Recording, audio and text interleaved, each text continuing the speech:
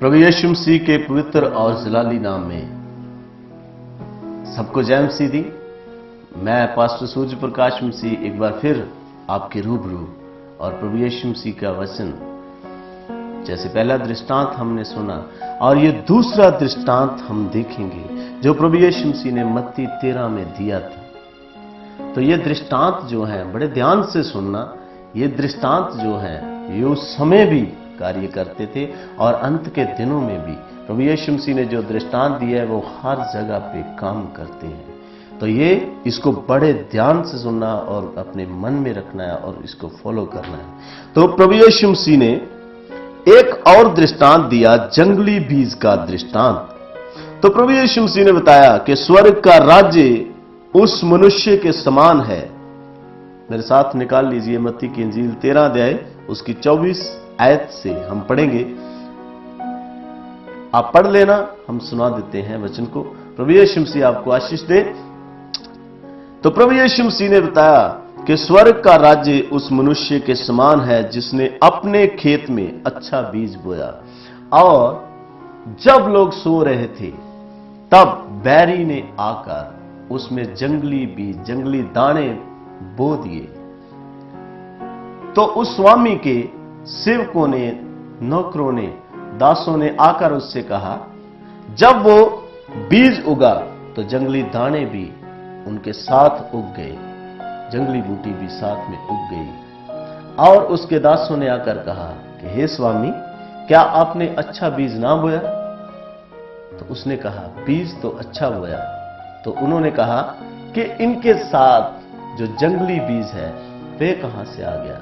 तो उसने कहा कि ये बैरी का काम है, ये दुश्मन का काम है। तो इसमें वचन में आप जब पढ़ोगे उसमें लिखा है कि जब लोग सो रहे थे तो बैरी ने आकर उसमें जंगली दाने, जंगली बीज, जंगली बूटी को बो दिया। तो उसके दासों ने आकर कहा कि बीज अच्छा नहीं। उन्होंने कहा बीज तो अच्छा है, तो ये जंगली दाने कहां से आए? तो उसने कहा कि ये वैरी का काम है, दुश्मन का काम है। तो जो पहले दृष्टांत में हमने देखा वहां पे बीज जो है वो प्रभु का वचन है और जमीन जो है वो इंसान का दिल है। मगर यहां पे ये जो बीज है, ये दृष्टांत में यहां पे स्वर्ग का राज्य जो है एक इंसान के समान है। यहां पे संसार जो है वो खेत है और बीज जो है वो खुदा के लगाए हुए लोग हैं। और यहां पे शैतान जो है वो वैरी है, दुश्मन है, वो आकर जंगली बूटी उसमें बो देता है। तो इसमें बताया, इस दृष्टांत में उन्होंने कहा क्या हम जाएं और जंगली दानों को निकाल दें, उखाड़ दें? तो स्वामी ने कहा कि नहीं, अभी नहीं। अगर आप अभी इस दानों को निकालोगे तो इनके साथ जो अच्छे दाने हैं गेहूं के, वो भी उखड़ जाएंगे, वो भी खत्म हो जाएंगे। तो मैं ऐसा नहीं करूंगा और इनको बढ़ने दो। तो जब कटनी का समय आएगा मैं अपने दासों से कहूंगा कि पहले जो जंगली बूटी के दाने हैं उनके पूले बनाकर इकट्ठा कर लो, जलने के लिए, जलाने के लिए, उसको खत्म करने के लिए। और गेहूं के जो दाने हैं उनको अपने गोदामों में भरूंगा। तो मेरे अजीजों, मेरे भाइयों और बहनों, इस दृष्टांत में जो प्रभु यीशु मसीह उन्हें दे रहे थे, इस दृष्टांत में हमें सीखने को मिलता है कि यह बीज तो अच्छा है, यह संसार जो है, खेत जो है संसार है और बीज खुदा के लोग हैं। और खुदा ने अपने लोगों को अलग अलग जगह पे लगाया है। और शैतान ने क्या किया है, वैरी ने क्या किया है, उनके साथ जंगली बूटी भी खड़ी कर दी, जंगली बूटी के दाने भी खड़े कर दिए। हर एक चर्च में अच्छे विश्वासियों के साथ डुप्लीकेट विश्वासी भी होते हैं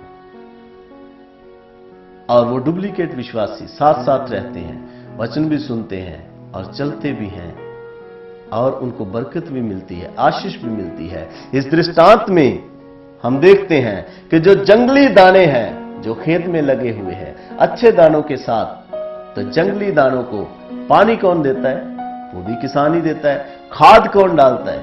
वो भी किसान ही डालता है। उसके चारों ओर बाड़ जो है वो कौन लगाता है? वो भी किसान ही लगाता है। तो यहां पे हमें सीखने को मिलता है कि हर एक चर्च में, हर एक संगत में शैतान ने एक एक डुप्लीकेट खड़ा किया हुआ है। अच्छे दानों के साथ, अच्छे लोगों के साथ, अच्छे धर्मियों के साथ डुप्लीकेट विश्वासी भी होते हैं। तो वो बोलते हैं कि हमें भी कोई दिक्कत नहीं है, हमें भी खुदा आशीष देता है, हमें भी खुदा बढ़ाता है, हम भी दुआ करते हैं, हमारी भी सुनी जाती है, हम भी चर्च में जाते हैं, हम भी सुनी जाती है। मगर जब अंत समय आएगा, लास्ट समय में, खुदा के जो धर्मी लोग हैं, जो प्रभु के लिए जीते हैं और प्रभु के लिए कुर्बान होना जानते हैं, वो प्रभु की आमद में जाएंगे और खुदा के साथ खड़े रहेंगे। और ये दुष्ट के जो लोग हैं, जो जंगली दाने हैं, जो दुष्ट के लोग हैं, उनको वो उन लोगों से अलग करेगा अंत के समय में। तो प्रभु यीशु मसीह के इस दृष्टांत से हमें सीखने को मिलता है कि वो जंगली दाने जो हैं, वो खाद भी वही खाते हैं, खुराक भी वही खाते हैं, रहते भी चर्च में ही हैं और उनके साथ साथ रहते हैं। क्यों रहते हैं? क्योंकि उनको अच्छे धर्मियों को निशाने से भटकाएंगे, ताकि उनको देखें और उनको साथ साथ चलेंगे।